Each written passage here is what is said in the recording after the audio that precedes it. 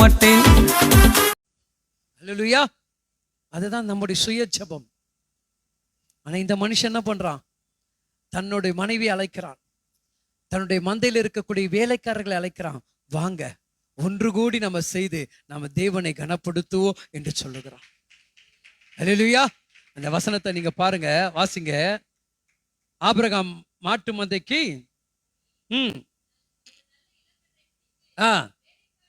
யார் கையில கொடுக்கறாங்க? வேலைக்காரன் கையில கொடுக்கறான். இங்க கவனிச்சு பாருங்க, இந்த ஆண்டவரை அழைத்து கொண்டு வந்து உட்கார வைத்தது பெருசல்ல.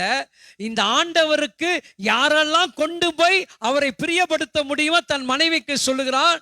அவன் இவனே போய் பணியாற்றுகிறான். அதுக்கப்புறம் தன்னுடைய வேலைக்காரர்களை எங்க கூட்டிட்டு வரான்? அல்லேலூயா. சொல்றது புரியுதுங்களா தேவ பிள்ளைகளே?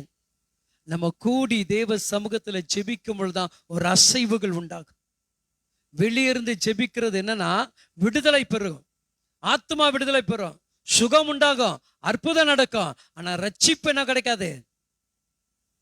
ரட்சிப்பு என்ன கிடைக்காது? அது விடுதலை பற்றி எந்த கூட்டத்துக்கு போதோ எந்த இடத்துக்கு போதுன்னு தெரியாது. ஆனா சபையில வந்து நீ ஜெபிக்கும் பொழுது இந்த தெருக்களில் இருக்கிற அந்த வீதிகள் இருக்கிற யாருக்காவது ஒருத்தர் தேடி வருவார்களாமே. செங்கல்பட்டுல இருந்து ஒரு ஊழியர் தேடி வராங்க. எங்கேயோ போறாங்க, எங்க வர்றாங்க? அல்லேலூயா. எவ்வளவு பேர் போறாங்க, அத்தனை பேர் ஆண்டவர் நாங்க ஊழியம் செஞ்சுட்டு இருக்கிறோம், யா உங்களை பார்க்கணும், போட்டோ பார்த்து உள்ள வந்தோம், எங்களுக்காக ஜெபம் பண்ணுங்க. காரணம் என்ன? தேவன் உலாவுகிற இடத்துல எங்க இருக்கக்கூடிய ஆத்துமாக்களை கர்த்தர் அழைத்து கொண்டு வருவாராமே. அல்லேலூயா. தேவன் நல்லவர், அதை ருசி பார்த்திருக்கிறேன். அந்த வைராகியத்துல நான் உங்கள்கிட்ட பேசிக் கொண்டிருக்கிறேன். அவரால் இதுவரைக்கும் நான் தோல்வி அடைந்தது என்று என்னால் சொல்ல முடியாது. ஜெயத்தை பார்த்திருக்கிறேன், நன்மையை பார்த்திருக்கிறேன், அற்புதத்தை ருசி பார்த்திருக்கிறேன். யாரிடத்துல மண்டிட்டு நிக்காதபடி அவரிடத்துல முழங்கால் படியிடும் இதெல்லாம் நான் கொடுப்பேன்டா எனக்கு மாறு தட்டி சொன்னார் பார்த்தீங்களா? அந்த வார்த்தை உங்களிடத்துல நான் சொல்லிக் கொண்டிருக்கேன். இந்த ஆபிரகாம் அதை செய்தான். எல்லாரையும் கூப்பிட்டான், வேலைக்காரர்களை கூப்பிட்டான், எல்லாரும் பங்குட்டான். ஆனா லோத் என்ன பண்றான்? புளித்த சுட்டு என்ன பண்றான்? கொடுத்துட்டான். ஆனா இவன் எதெல்லாம் செஞ்சான்? அல்லேலூயா. நம்ம இன்ஸ்டன்டான தோசை சுடுறதுக்கும் கிரைண்டர்ல போட்டு அரைக்கிறதுக்கு நிறைய வித்தியாசம் இருக்கு இல்லையா? அதுக்கு என்ன பண்ண? காலையிலேயே அரிசியை ஊற வச்சு, உளுந்த ஊற வச்சு, சாயங்காலம் 6 மணி ஆனா அப்பெல்லாம் கிரைண்டர் சத்தம் கேட்கும் ஒரு வீட்டுல. ஆமென். சனிக்கிழமை பார்த்தா அந்த வீட்டுல எல்லாம் அவ்வளவு கிரைண்டர் சத்தம் ஓடிட்டு இருக்கோம்.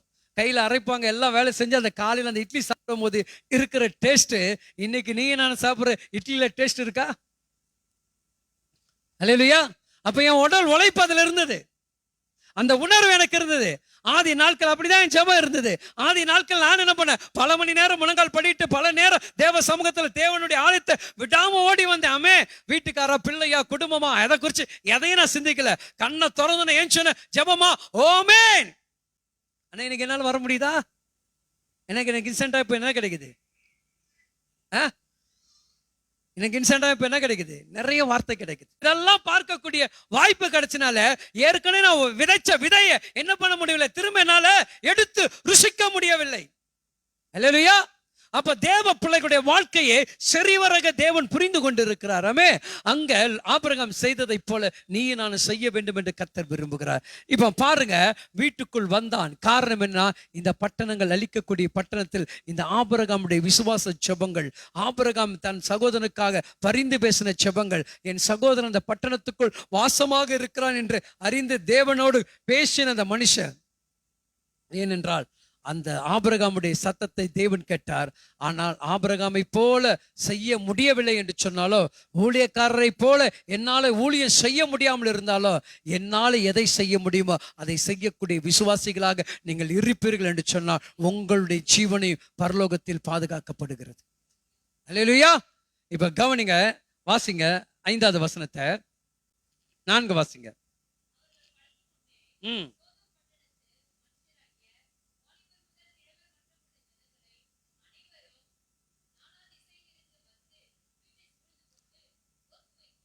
ஆமென். அல்லேலூயா. இங்க கவனிங்க, இப்ப இவனுடைய ஜெபத்தை தான் நீங்கள் நானும் செஞ்சுட்டு இருக்கோம்.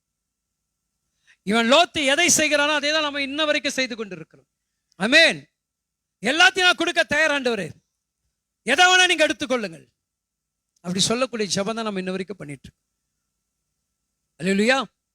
இப்ப பாருங்க, இந்த வீட்டுக்குள்ள தேவன் இருக்கிறதையும் லோத்து இருக்கிறதையும் அந்த ஊர்ல வாலிபம் முதல் கிழவன் வரைக்கும் என்ன பண்றாங்க? நம்மளை தேடி வரப்போகுது சில கூட்டங்கள், நம்மளை உதைக்க வரப்போகுது. கடைசி காலத்தில் என்ன பண்ணோம்? வாலிபம் முதல் கிழவன் வரைக்கும் என்ன பண்ணோம்? எங்கெல்லாம் இருக்குது. ஆனா தமிழ்நாட்டுக்குள்ள ஒன்றும் வர முடியாது, அது வேற விஷயம். வட மாநிலத்தில் எங்கெல்லாம் ஊழியம் நடக்குது அங்கெல்லாம் போய் அட்டூழியம் பண்ணக்கூடிய காலங்கள் வரும். இல்லைன்னா என்ன ஆகும்? அல்லேலூயா. அப்போ சூழ்நிலையை அறிந்து நம்ம செபிக்கிறவர்களாக இருக்க வேண்டும்.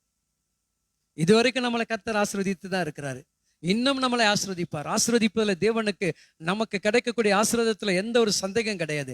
ஆனால் நான் அந்த ஆசீர்வாதத்தை சரியான முறையில் தக்க வைத்துக் கொண்டே நான் போக வேண்டும். அந்த ஆசீர்வாதம் ஒன்று குறையாதபடி அது என்ன பண்ண? பெருகணும். அட்லீஸ்ட் பெருகலாம், அதே இடத்துல அது நிற்கணும். அது என்ன பண்ண? கீழே டவுன் ஆகக்கூடாது. அப்படி டவுன் ஆகுதுன்னா என்ன பண்றேன்?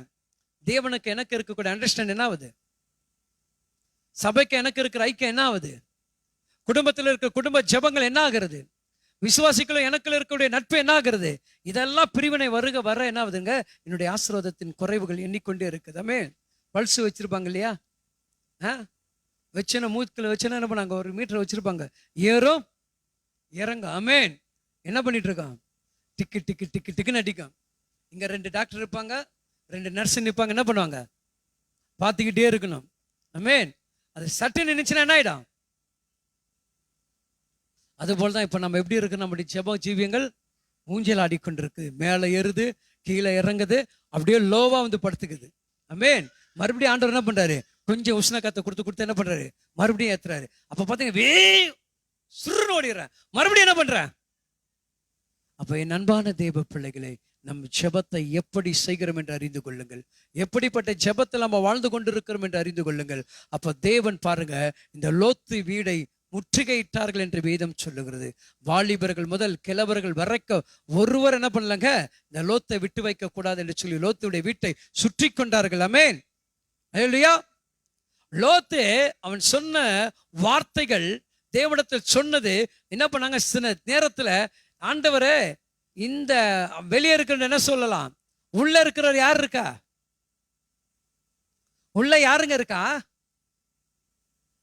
அவர் ஒரு வார்த்தை சொன்னாலே அத்தனை பேர் அழியக்கூடிய மாபெரும் கிருபை படைத்த சக்தி உள்ள ஜீவன் உள்ள அதிகாரம் படைத்த என் வீட்டுக்குள்ள இருக்கும் பொழுது நான் மனுஷங்கிட்ட போய் மண்டிட்டு நிற்கிறேனே. ஹல்லேலூயா. என் மன்றாட்டை கேட்கக்கூடிய தேவன் என் பக்கத்தில் என் பட்சத்தில் இருக்கும் பொழுது எவன் எனக்கு தீங்கு செய்ய முடியும் என்று வேதம் சொல்லுகிறது. செப்பனியா 3ஆம் அதிகாரத்துல 6ஆம் வசனத்தை நீங்க வாசித்து பாருங்களேன்.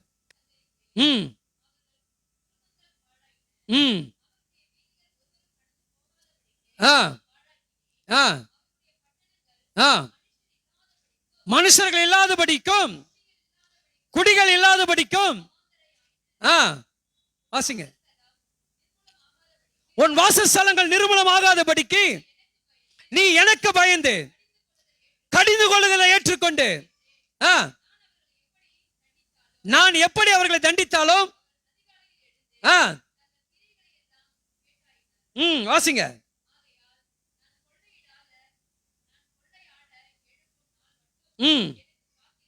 எனக்கு காத்திருங்கள் என்று என் சினமாகிய உக்கர கோபத்தை போதும். அல்லேலூயா. இந்த அதிகாரத்தை நீங்க முழுதும் வீட்டுல உட்கார்ந்து வாசிங்க. அதுல 14-15 வாசிங்க. சீயோன் குமாரதியே கம்பீரித்து பாடு, இஸ்ரவேலரே ஆர்ப்பரியுங்கள். குமாரதியே நீ முழு இருதயத்தோடு என்னங்க? முழு இருதயத்தோடு என்ன பண்ணணுமாங்க? மகிழ்ந்து கலிகூறு. கர்த்தர் உன் ஆக்கினியை அகற்றி உன் சத்துருக்களை விலக்கி இஸ்ரவேலின் ராஜாவாகிய கர்த்தர் உன் நடுவில் இருக்கிற நீ தீங்க காண்பதில்லை. என்ன காண்பதில்லையா? யார் இருக்காரா? யார் கூட இருக்கிறாரா? இந்த தேவன் கூட இருக்கிறாருங்க. ஆனா லோத் என்ன பண்ணிட்டான் தெரியுங்களா?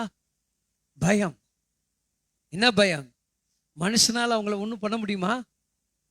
மனுஷன் போய் அவர்களை தொட முடியுமா? யாருக்கு அந்த பாக்கியத்தை கர்த்தர் கொடுத்திருக்கா? அந்நியர் என் தேவனை பார்க்க முடியாது, அந்நியர் என் தேவனை உணர முடியாது, அந்நிய ஜாதிகள் இந்த கிறிஸ்துடைய அன்பை உணர முடியாது. கிறிஸ்துடைய அன்பை உன்னால என்னால் மட்டும் தான் உணர முடியும். நான் ஜெபித்தால் என் தேவன் இதை செய்வா, நான் கூப்பிட்டால் கர்த்தர் இறங்கி வருவா, எனக்காக அவர் பதில் கொடுப்பா, எனக்காக வழக்காடுவா, எனக்காக பழிக்கு பழி அவர் வாங்குவார் என்கின்ற உணர்வு உள்ள ஜெபம் எனக்குள் இருக்கிறது.